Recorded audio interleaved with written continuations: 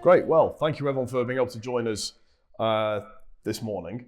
And to our guest today as well, Lord Clement-Jones. For those who aren't aware who are watching, Lord Clement-Jones sits as a Liberal Democrat peer in the House of Lords and the Liberal Democrat representative and spokesperson for science, innovation and technology.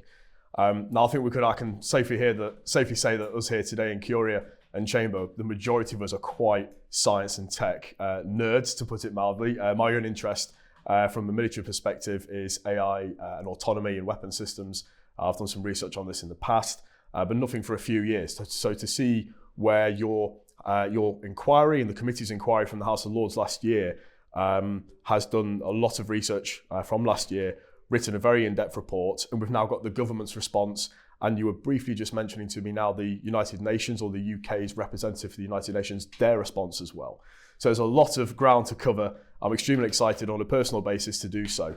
And maybe if I can just start with asking where the idea, the concept for your committee's inquiry and subsequent report came from. I believe the majority was your own your vision and your driving forwards based off your experience in artificial intelligence before this inquiry.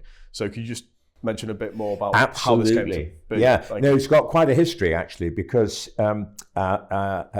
it was all, one thing follows another in politics in a funny kind of a way. And I set up the all-party parliamentary group on artificial intelligence. And then immediately the next year, I was asked to chair the AI Select Committee in the Lords. I suppose they looked around and they thought, oh, who's interested in AI, and since I co-founded the group, I was a dead ringer for the chairmanship, and we reported. We had a fairly in-depth report on where we were with UK national AI policy. And we reported in April 2018. And one of the key things we recommended was that we would have a more in-depth deep dive into AWS, into lethal autonomous weapon systems.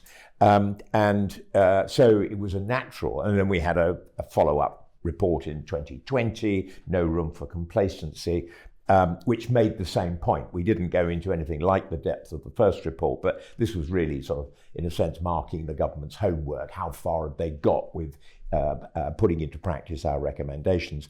And so it was a natural thing to do a couple of years later, post-pandemic, basically to say, look, guys, we need to follow up on this recommendation.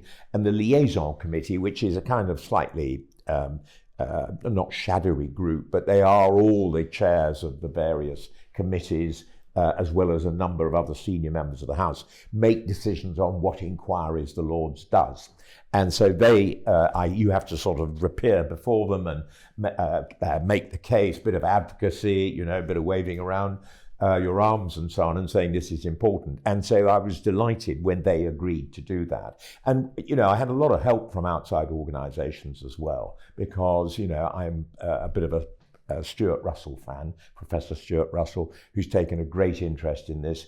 And he, in turn, has influenced an awful lot of other organizations, United Nations Association, Stop Killer Robots, the Red Cross, the UK Red Cross, and so on. So, there was quite a movement of people who wanted to see an inquiry.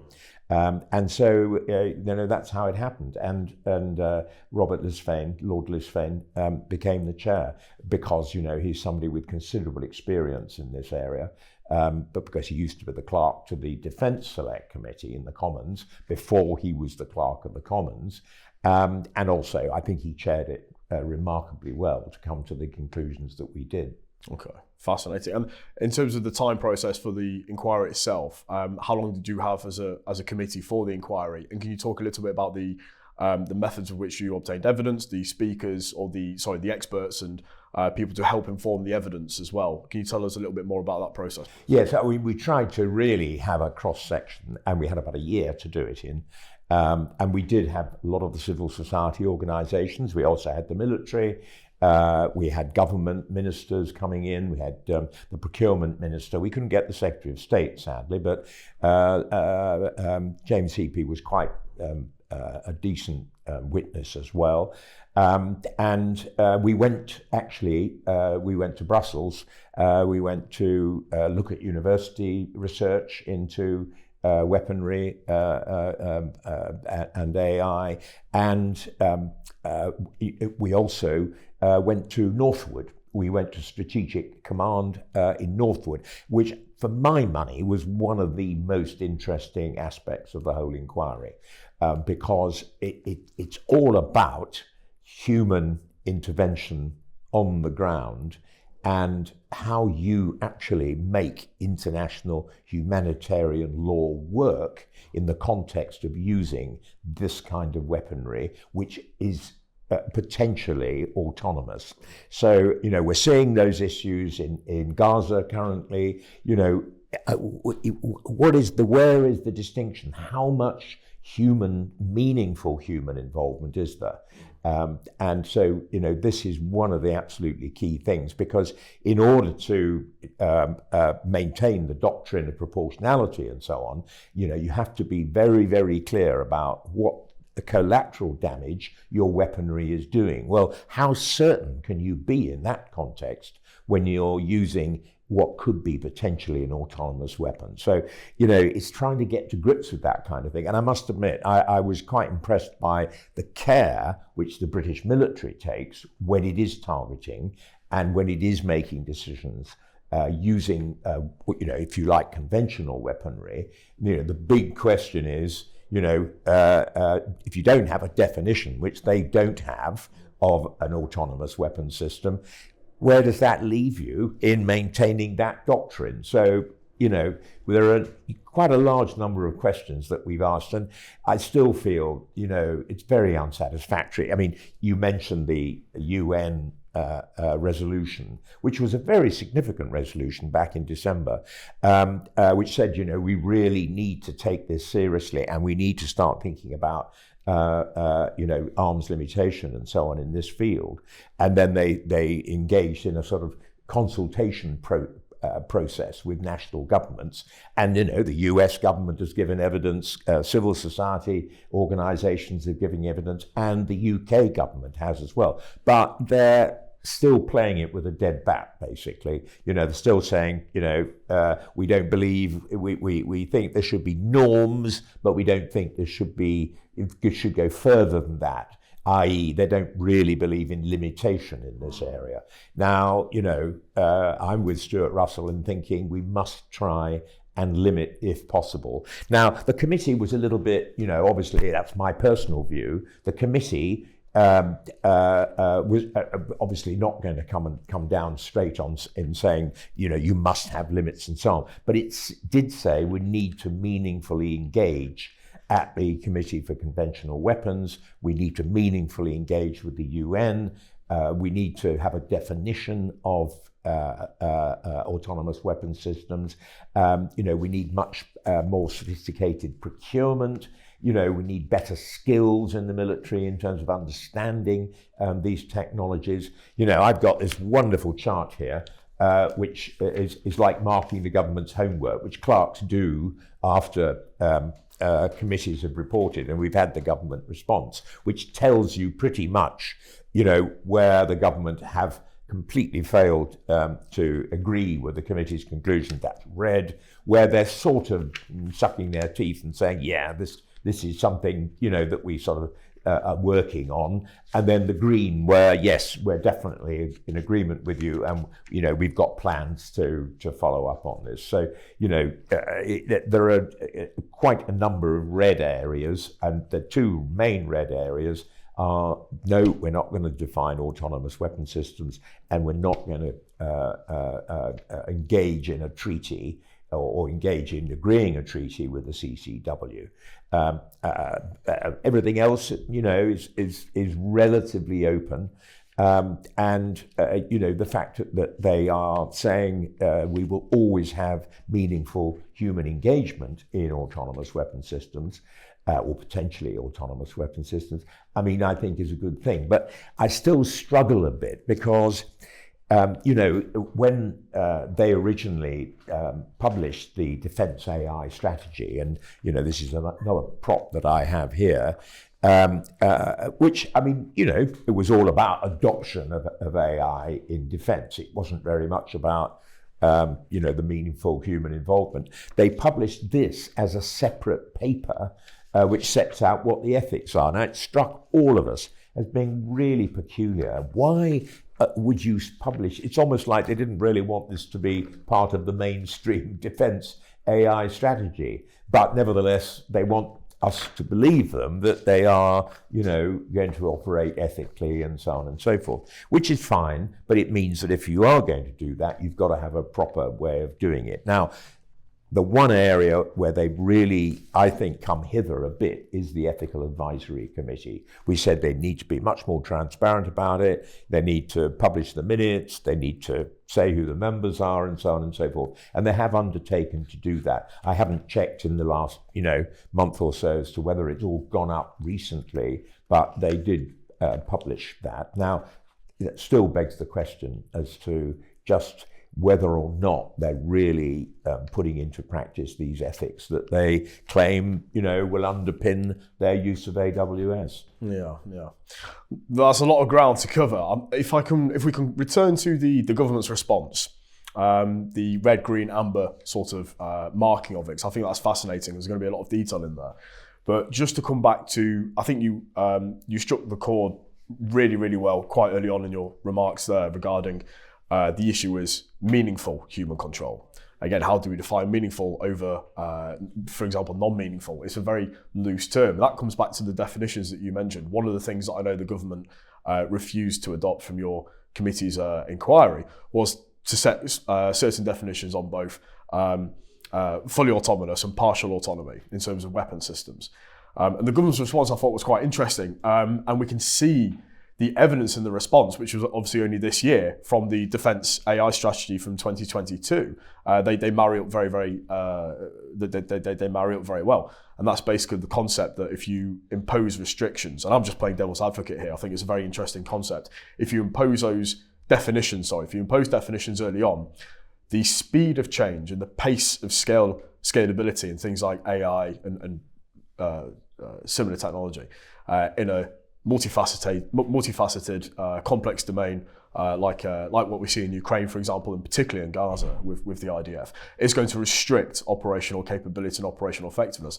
And the defence strategy, the defence AI strategy from 2022, basically says that in a back-to-front way. It says, it doesn't say we're not going to have definitions, but in order to remain flexible, in order to have that lethality and combat effectiveness, it needs to be very, very fluid. And that, by extension, by definition, that means the definitions themselves aren't going to come. And that basically, I think, answers the question, or answers the hypothetical question, why aren't they doing definitions? It's going to restrict them so much. I don't think they made any bones about the fact that they want flexibility. But for most of the rest of us, we couldn't understand on the committee. And don't forget, we had some, some pretty robust, hawkish characters like Lord Hamilton, who, made a terrific contribution, because, you need to test the propositions. And,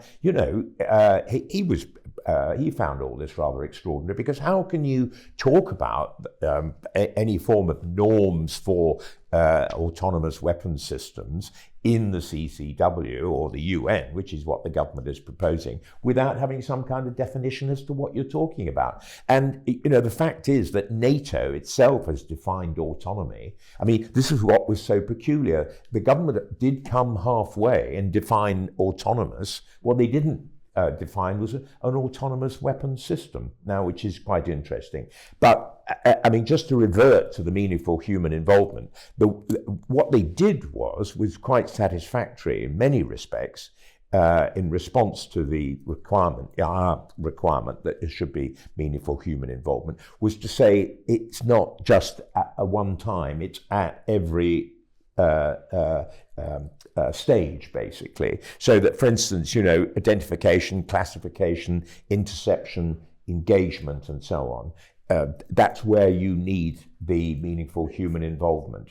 And that's partly why, we decided to have a partial versus fully autonomous weapon system definition, because we didn't want any weasel words coming between us and saying, well, it's partial, so half the functions of this weapon have meaningful involvement, human involvement, but the other half don't. So that's why you need a definition which is both fully and partial. At least that was our view. And it's quite impressive when you can get a group of that number to agree on the way forward. And we had hawks and doves on it. And that was our common view. It is rare for a Lords committee to have dissenting opinions, but we didn't have a dissenting opinion. So, I felt it really did reflect a cross-party view. Fascinating. It'll be interesting to see whether a potential change in government this year might see this slightly differently, might take those recommendations maybe a little bit more seriously going forwards. Because this is obviously a debate, this is a conversation that's going to dominate the future of warfare for the next decade. We can see, and just to tie back into the committee's evidence sessions and hearings from last year, in terms of the current conflicts, for example, in Gaza, in Ukraine, did you have any expert testimonies or evidence regarding, for example, how those wars are being characterised and shaped by things like autonomous weapon systems, by artificial intelligence, and therefore the ethics around that, and how those conflicts, particularly conducted by Israel and Ukraine, and by extension by Russia, are having an effect, and how they're affecting the battle space regarding the ethical appropriability operating within international humanitarian law, which is the UK's, if you like, the UK government's caveat. We are operating within international humanitarian law, for example, distinction, proportionality, humanity, and such. So, did the committee's sessions have? I think our committee came to its conclusions really at the beginning of the Ukraine invasion. So, I think we were well aware of, the potential, Iranian drones, Turkish drones in various theatres, but I don't think there was yet if you like, it certainly wasn't the Gaza situation, where we talked about it during our debate in April, where the use of targeting systems like Lavender, for instance, where you actually have three different forms of AI all collaborating. You've got AI in the actual weapon, you've got AI in the if you like the database, you've got AI in the targeting software. So it's much more obvious now how all these things are coming together, and it may not be one. They've got the Israeli programs all have different names, basically.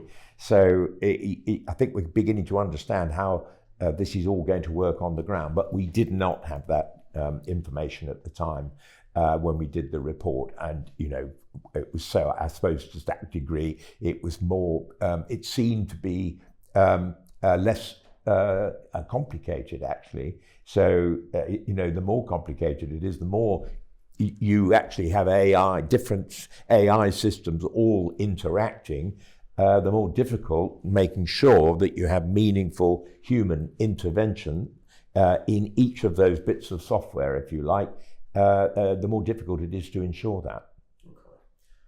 Returning to the government's response, where did you see the sort of, if I can ask, where did you see like a highlight in their response, like a positive, like a win or something successful going forwards?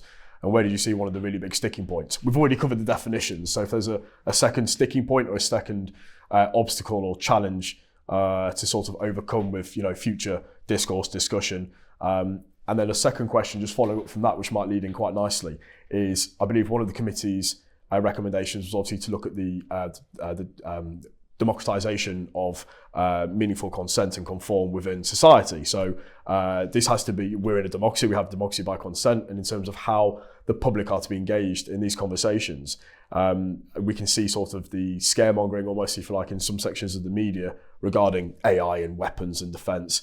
You only have to look at the legacy of Hollywood films, and people are very misunderstood about how this is a process in defence. So how can we better engage the public, which will obviously help in the process going forwards? Well, the government pushed back, as you said, on the definition. They pushed back on the CCW in terms of any form of sort of treaty or UN for that matter, and one of the red lines they pushed back on was the question of public engagement. We said the government must ensure that it engages with the public on AI-enabled AWS, but also ensure that ethics are at the heart of its policy.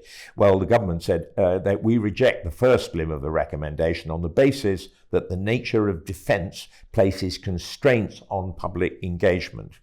And then they talk about ethics later in a more positive way. So they don't believe that the creation of public trust should underpin things. They talk about, there's an amber, if you like, for the parliamentary accountability.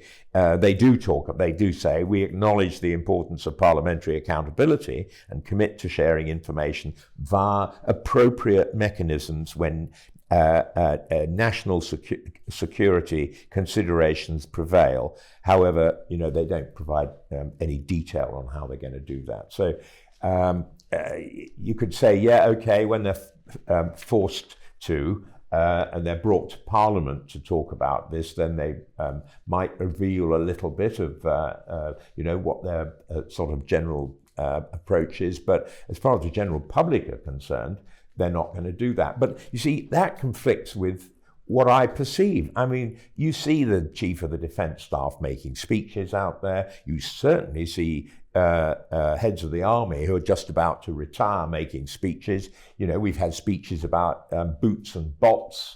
We've had all that sort of thing. So why not engage with the public and build public trust on how they're going to use this kind of weaponry? I think that would be... Do you have a suspicion why that is? No. Is it just a natural reticence that you don't talk about your armory? But we talk about manpower, for God's sake. We all know that, most of the parties have got commitments to increase the size of the army. Well, the two opposition parties have size of the army by 10,000 people.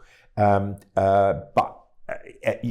that's a legitimate discussion. Why not a legitimate discussion about the weaponry aspects? Is this sort of some great technical secret that we're not meant to know about? So I don't really understand it. And the fact is that when they feel like it, when they want to boast about how we have the most technically sophisticated army in the world, or whatever hyperbole they want to engage to employ, then they do it. So I don't think that's a very good excuse myself.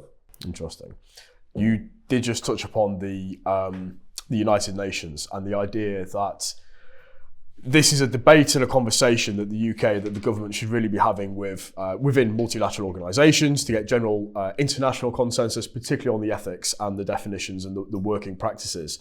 One negative connotation may be surrounding that, the influence of malign actors and actors, not even non-state actors, but the malign actors who, to put it broadly, do not have or do not share our national interests and national security. I can think of two or three in particular: China, Russia, and Iran, who pioneer their own artificial intelligence and their own sort of disruptive technologies within defence and weapons. And we can see that across a multitude of domains and battlefields and conflicts today.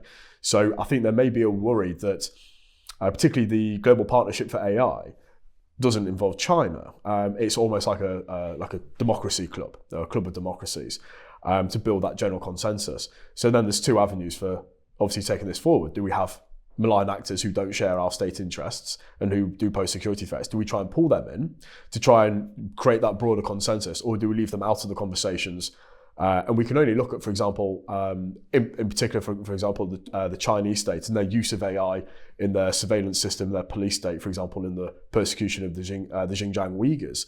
They use disruptive technology, artificial intelligence, to persecute and clamp down on human rights. So there is a question of, to talk about ethics as an ethical domain, even in bringing in actors like that. So which road do we think we should take? The one that brings in all nations and all states, the ones that don't share our values, or do we try and go our own way, like the Global Partnership for AI, which is basically a club for democracies, and pioneer our own ethics, values, standards, based loosely on liberal principles? Well, it's not very often that I praise our government, but Oliver Dowden did invite the Chinese to the AI Safety Summit at Bletchley Park last year. And, I've written a book recently about AI regulation. And I've got a chapter in there about where I think some of the most problematic technologies are. Which chapter is this? Very good question. It's probably chapter 8 or something like that. But it talks about AWS, and it also talks about live facial recognition. And I've also got a chapter on China, because I think that you have to bring them in as much as possible. Of course, the use of live facial recognition and all the surveillance techniques in Xinjiang, against the Uyghurs are completely unacceptable. But on the other hand, you have to be pragmatic to a degree about this. And Dowden inviting the Chinese to participate in the AI Safety Summit, for me, was a plus, because you have to basically make sure that people do adhere to similar kinds of norms if you can. And in the defence area, I would have thought it was more important than anywhere else, quite frankly. And hence, okay, you can't always legislate against the bad actors. Of course you can't. I mean, how can you stop nuclear weapons, getting into the hands of bad actors, of non-state actors? It's probably easier for those than it is for things like lethal drones and autonomous drones and so on. But, if you have an agreement between major states, then at least you've got a place to start with. And, the government actually, and I don't blame them, this is one of the kind of amber areas, the whole area of non-state actors, with autonomous weaponry and so on, is a really difficult one. And the government clearly were only on a journey as to kind of understanding how to deal with that. And they didn't really get into any detail. I mean, they say the Home Office Counter Drones Unit is working to understand the threat from drones to people in the UK. This includes the development of deterrence capabilities. So it's good to hear that, but I'm not surprised that they aren't very far away from that. But the non-state actor issue doesn't mean that you shouldn't try and get a state agreement, in my view, and a widespread one with actors like China. Russia, difficult. I think that's going to be, very much something for the future. And my worry is that, of course, what we're seeing played out is the very reasons why we should have some form of limitation on AWS. We don't really know, or you mentioned, the experience of Gaza and the experience of the Ukraine war.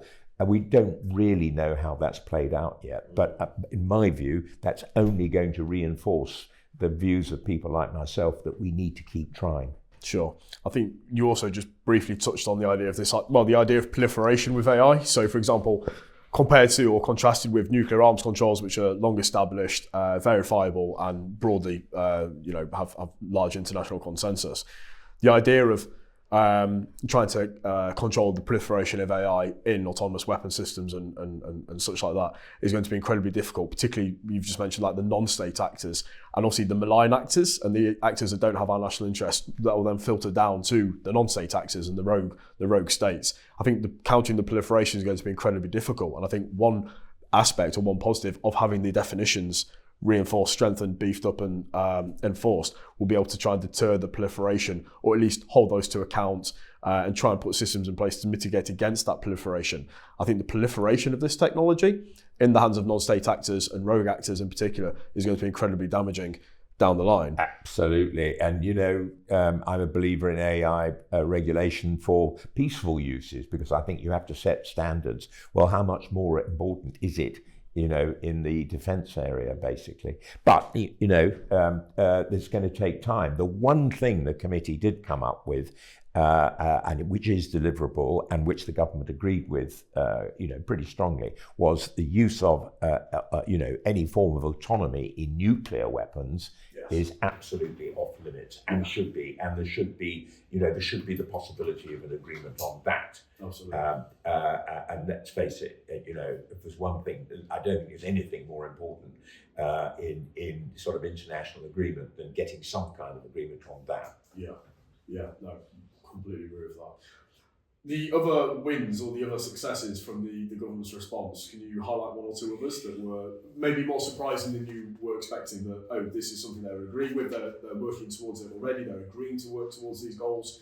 Were there any other sort of successes that the committee had with this? Yes, I mean, I think the Ethics Advisory Panel one was quite a success, because it's quite important that if there is transparency about at least how the government is trying to comply with the ethics that they themselves have set out in their paper. Sure. So, and then the other thing, I think that one of the major successes was the whole Article 36 challenge, because as you know, your Article 36 compliance is absolutely crucial. Those reviews that are undertaken to see whether the use of this kind of weaponry is in line with international humanitarian law, is really difficult with AI, because AI has a kind of shape-shifting quality about it. It's not, software that does that, not like an expert system used to be. You say, right, we train you to do that, and you do that. But especially with generative AI and a number of, some of the things that we've been talking about to a much greater extent in the last couple of years, is that it does learn and it does change its form. So you've got to be quite careful that an Article 36 review isn't just a once-for-all review. It's a review that takes place. It's like continuous monitoring, basically, which we talk about in, if you like, what you might call civil AI. So you've got to add that into your Article 36 type procedures. And the government, again, it's an amber, but it's a work in progress. But I thought the very fact that they were admitting that was actually, I think, quite useful. So, it does mean, they say, the government recognises the challenges of undertaking Article 36 reviews in relation to AI and is exploring how to best undertake them, including with international partners. So, kind of work in progress. Maybe we made them think about it a bit more. I mean, you can flatter yourself with these things. You hope that your select committee makes an impact, but you can never be sure. But at least it's on their agenda. Yeah. And it's a common problem, and it's the kind of problem that you can talk to the Americans about, you can talk to our NATO allies about, and build technology which could carry out some of these, on a continuous basis, this Article 36 type review. Yeah, sure. Just touching briefly on the impact of the report and the inquiry session of the committee's work, I think it's really interesting how, with the election this year, and I'm not going to get too political about it, but in terms of there is going to be space, there is going to be openings to have these conversations where this work is only 6 months old. I'm not even that with the UN response and the government's response is only a few weeks and a few months old. So I think there's a real opportunity for some of this work to not just be initially discussed by the government in terms of like taking it forwards, which I think the work of the committee is the most important work. It's not just the government's response, it's how to see that work progress down the line. I think it is the beginning of a parliamentary session that's going to last another 4 or 5 years. It's just one more committee report that may be on a shelf that may be not looked at. I think this is really, really interesting to actually take forwards into this year. So hopefully, fingers crossed, there's going to be some really interesting. Very interesting you should say that, because one of the big allies and one of the great supporters of the inquiry, who really helped me a lot to get it off the ground, was Lord Brown of Ladyton, who's a former Labour Defence Secretary. He's very keen on this agenda. We both are. And there's nothing in the Labour manifesto about AWS. There is a reference in our manifesto. There's nothing in the Conservative manifesto about this. You did briefly touch on the Liberal Democrat manifesto. You did mention it earlier before we started. Yes. I'd be interested to hear just a little bit more. I could certainly quickly produce another prop, which is our manifesto, as if by magic. But what we say is support and promote the development of international treaties on the principles and limits of the use of technology in modern warfare. Now, that's pretty general, but it does indicate that we believe in limitation. It isn't just about norms and how you use them, it's whether you should use them as well. And, you know, I think that's really important. And I think Des Brown would take the same view as me. So, you know, the first thing you say is, where's your commitment to pursuing some of the things that even the previous government agreed to pursue? You know, I think it's really important. Now, you know, the problem with manifestos is they're a bit of a snapshot, and it partly depends on who's writing it, what their concerns are. Very difficult to bring in all the voices, but certainly, you know, the Labour front bench, when we debated this, you know, they thought this was a good report. So I do think that, you know, actually, whatever their manifesto says, there will be progress on this. Yeah, fantastic. The last question I'm going to ask before we turn to some of the live stream audience Q&A is just to move track ever so slightly from the defence and the application, for example, in weapon systems, and your experience and your background in the sort of more public and private sector and within civilian industry with AI. And if we look at like the standards and the ethics and the regulatory control within civilian space within industry, do we see equal challenges, roadblocks that we do in defence, or is it a lot more streamlined? Is it a lot more agreeable? There's more international collaboration? Is defence really a separate entity within which there are these issues and these structural challenges to overcome? And if so, can we learn from the experience within like the civilian roles of AI, disruptive technology, to try and overcome those? Funny enough, I have found engaging with the Ministry of Defence one of the most positive experiences. I wasn't expecting you to say that. No, I bet. I think they are, you know, one of the most professional departments in government. That's for sure. And the way they've engaged, both with myself and Lord Brown, over a long period of time, Baroness Goldie, when she was Defence Minister in the Lords, we've, you know, Chris Bickmore, who kind of is the head of technology in the department and so on. They went out of their way to have debate and discussion and respond. It's just that the policy, you know, they don't agree, and it's political to some degree. Of course, it isn't just within the civil service or the military. You know, they just disagree with the approach. But you cannot fault them for engagement, and you cannot fault them for not being prepared to consider some of these issues. So I compared to the way that, for instance, DCID has rejected, you know, the idea of having AI regulation. I mean, you know, it's all about safety or existential risk. It's one of the reasons I wrote my book, because I got very frustrated with endlessly, you know, we had the Select Committee report, which I mentioned earlier, follow-up reports. We've had the AI Council, AI roadmaps. We've had white papers, consultations on white papers.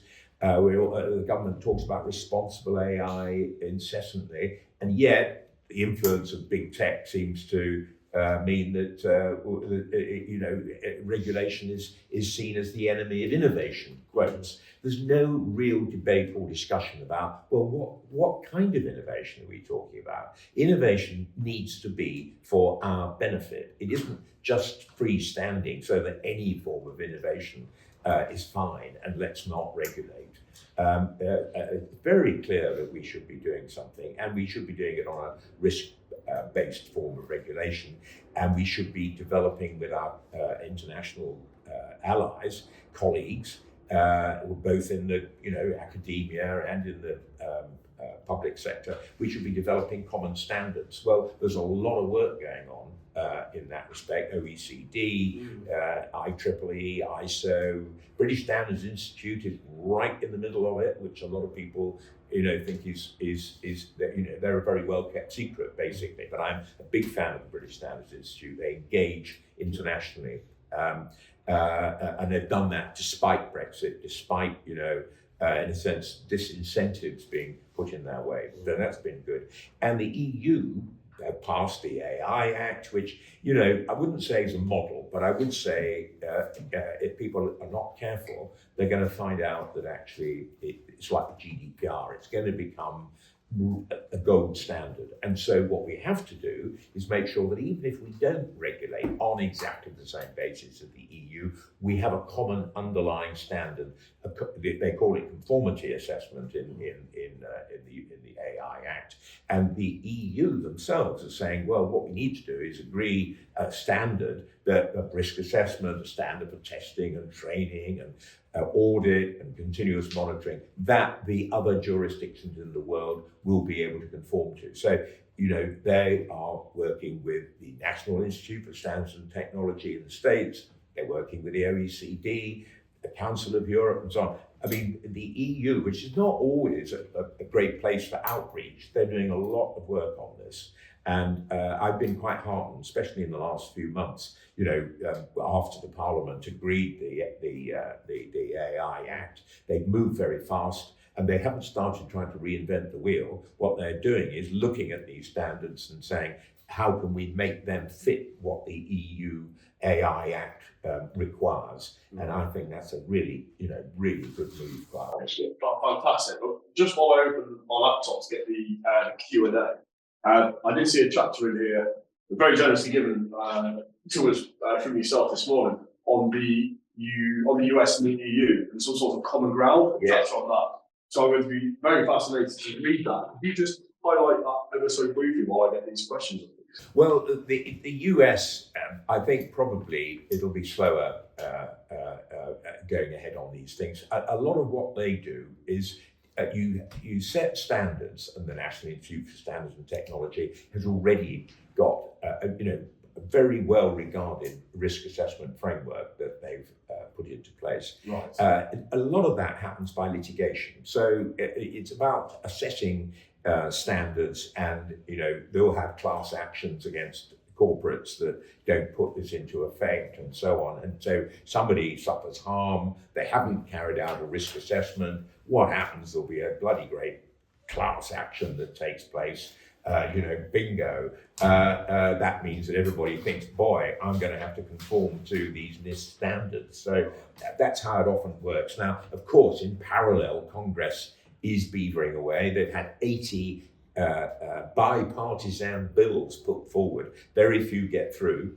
But the same people who ran the Trump AI bit of the White House run the Biden bit of the AI bit of the White House. So, Dr. Lynn Parker is still in place. I mean, which is amazing. So it's the one area between the Trump and Biden administrations where there is a commonality. Well, it's interesting to see if it carries on. Exactly. So who knows? I mean, it may be that, and there's an AI Initiative Act that was passed in the last month of Trump's presidency.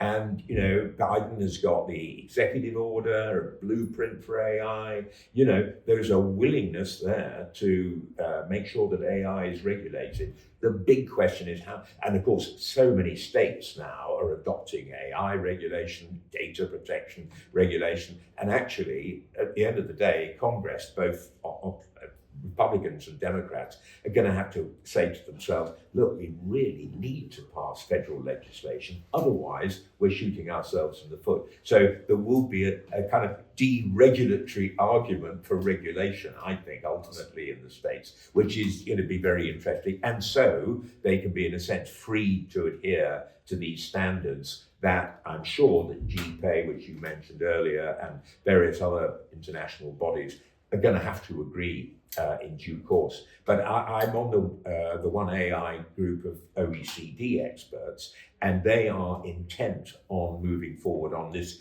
interoperability convergence aspect, which I think is so important, because my mantra is public trust on the one side and certainty, consistency and convergence on standards and regulation for business. And if you get those two aspects right, then AI can thrive, can flourish. I'm a tech optimist. I mean, despite what we've talked about this morning, I'm a tech optimist. I believe that in terms of resolving some of the sustainable development goals, particularly in areas like agriculture and poverty alleviation and so on. I think that AI's got phenomenal potential. But we need to make sure that we've got the guardrails around it. Yeah. Excellent, thank you. Right, I'm going to turn to some audience Q&A. In no particular order, we've talked a lot about AI. What is the future of other advanced technologies, for instance, quantum technologies? Is this an area which you can see being driven forwards with the same sort of ideals and principles with particularly the regulatory and the ethical dimensions surrounding AI? How do you see it slightly differently, for example, with quantum? Well, I think the key bit about quantum is going to be in the cybersecurity area. But I think rather like AI, quantum is powering up, what you can do. And, everybody's talked about exacompute and so on and so forth. But actually, quantum is a whole new dimension. But it is a technology that the UK actually could lead in many ways, and already is, further ahead than some. So, I just think it adds really to the argument for regulation, because I don't think you regulate quantum per se, but you have to make sure that, in terms of cybersecurity, in terms of AI regulation, even things like blockchain, you need to make sure that you've got the right, you're doing it in the right context, basically. No, excellent. Okay, this is a good one. A sneaky suspicion from our local Lib Dem representative. As the general election comes to an end, it is likely that the Liberal Democrats pick up a number of seats and I'll carry on. Pick up a number of seats and get more influence in Parliament, which they're likely to do also. On science, technology and innovation, what would you hope the Lib Dem priorities would be in Parliament? Well, we've said that, and funnily enough, we've got a hustings at the Royal Society, and I'm not a great believer in, making science and technology a great party political battleground. But I do believe that we need to increase our spending. And so I think we've got to get in research and development, basically. I think we've also to, 3%, whatever, beyond where we are now. And I also believe that the development bit of research needs to be developed to a much greater extent. And there I'm talking about commercialization. At the moment, we've had this down on universities, particularly, and research, suffered to some degree because of that. Visas for researchers are 6 times the cost of the average research visa in the rest of Europe, for instance. So that prejudices us in terms of ability to attract researchers into our universities. And there's a whole bunch of improvements. I would give more resource to catapults. I would get the British Business Bank in a much more proactive way in terms of sponsoring spin-outs. Regionality is going to be extremely important in my view, in terms of the combined authorities having the ability to really crank up local successful research in their local universities and spin-outs and so on. And I want to see, that. I think, historically we've been very London-centric. I chair a London university. And I'm very, very proud indeed of it, because it's a very diverse university. But nevertheless, we're rooted to our area, and we are very proud of that. And that's, what places like Manchester and Leeds and so on, and Newcastle and so on, they need to have the freedom, and the combined authorities in those areas need to be heavily connected in to the research and development community, basically. Is this an area that you think the Liberal Democrats will take going forward? And where do you see the other part? Is this something that's being discussed openly by other parties, or is this more sort of like personal preference? I think certainly with Labour we're pushing it an open door, and because they are very, they're very keen on the combined authorities. After all, they control nearly all of them. I think with the exception of Teesside, So they're going to want to, and they've explicitly talked about decentralisation as well. Now, the problem with previous governments is they've talked a good game, but it's never really happened. But most of us think Andy Burnham, for instance, has done a pretty good job, and he's certainly a fantastic advocate for the Northwest. And so you want to, harness that kind of advocacy. So, I hope, and I think the argument that you make always on the doorstep is, look, the more of our MPs you get, the more influence we have in government or with government. Now, I doubt very much whether we will be in any position of real influence in terms of, the numerical aspects of it, because I suspect Labour will get a very substantial majority. But, this is a battle of ideas. And, there's a lot of stuff in our manifesto, which I'm very proud of.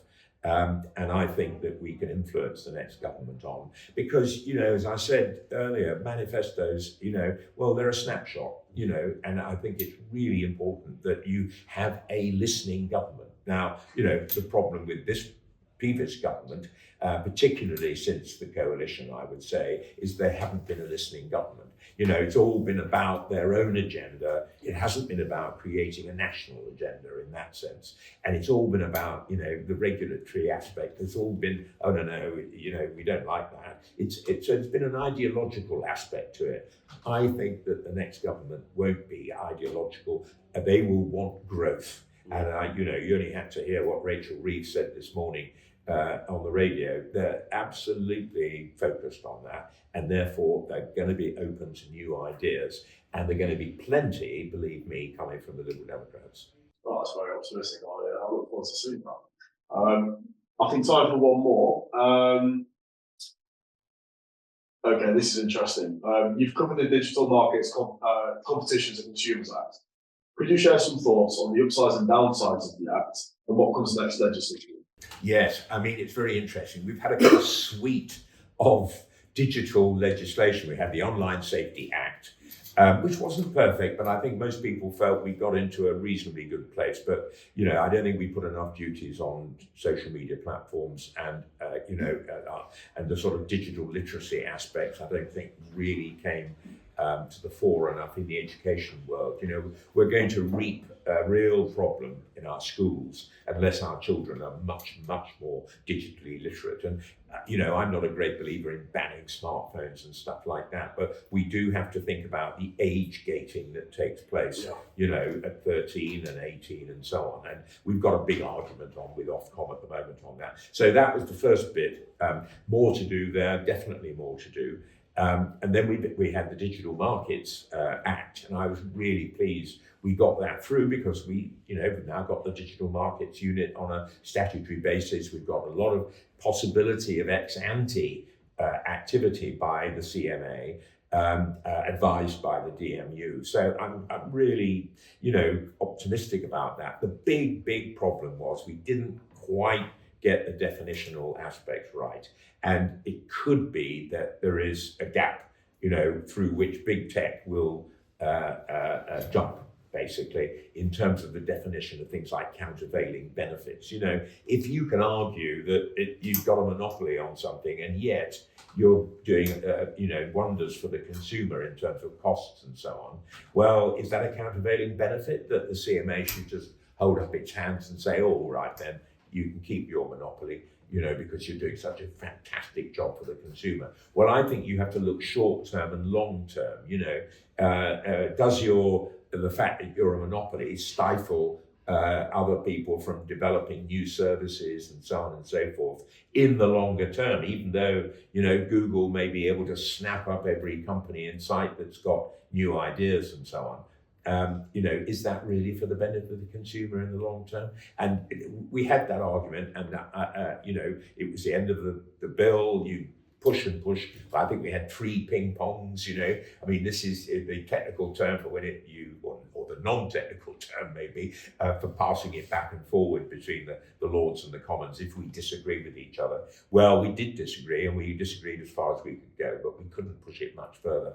And then the whole challenge to penalties is on the basis of a judicial review now, not on merits, not on the ordinary judicial review basis. So that again is not totally satisfactory, but it's really the countervailing benefits issue that worries me, that could be a coach and horses, because the equivalent in Europe, the Digital Markets Act, has seen challenges, quite heavy challenges from big tech, from Apple and Google and so on and so forth.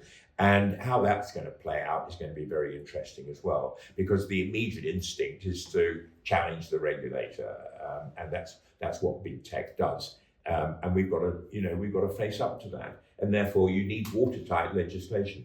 Going forward, I mean, I was delighted that we killed the data protection bill, which was all about this, quote, Brexit dividend, which, I mean, heaven's sake, I couldn't see it, and most business couldn't see it. Most business could see it as a dual form of compliance, basically.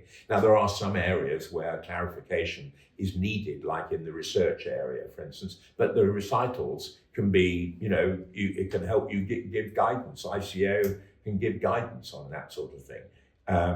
So there was no real need to amend it, apart from one or two positive areas like digital identity, digital verification, which didn't go through, sadly, and we'll have to reinstate that, I've no doubt, when the next digital bill comes through, which will, I anticipate, in the King's speech, be some sort of AI Act, AI bill itself. Because if you look at Labour's manifesto, that's really what they're talking about. Certainly, we're very keen on having having an AI bill come through, and we'd add various things. If you like, the unfinished business from the online safety bill, more unfinished business like bereavement rights for parents in terms of the data capture from social media, maybe more on data communities and how ordinary individuals can share their data with data communities for the public benefit. There are quite a lot of ideas there that I think and also action on deep fakes as well. Yes. I mean, the deep fake pornography issue is going to be a big issue. So, there are bells and whistles that we can add to an AI Act, call it a Digital Services Act or whatever it might be, that I think will happen. Yeah, well, I hope so. Excellent. On that note, we can hear the bells chime in the background. I believe the hour is upon us, so I was going to take this opportunity to thank you so much for your time this morning. I'm aware, obviously, just how busy you are at the minute, the party, and your many commitments. So thank you on behalf of all of us here at Chamber Curia and our subscribers and viewers listening. It's been an absolute pleasure. My own interest in the defence and the aspect of AI and defence has been almost superseded listening to the rest of this conversation, and your breadth of knowledge and experience in this is fascinating. I genuinely look forward to reading your book. And again, with the King's Speech only a matter of weeks away now, hopefully there is the opportunity for a lot of these topics, these issues, which have been almost stifled in recent months and recent years, in a new government almost certainly to go forwards and develop some real change and some opportunities. So it's a very exciting time. Lord Clement-Jones, thank you so much for your time. Great, and watch this space. Exactly. Thank you very much.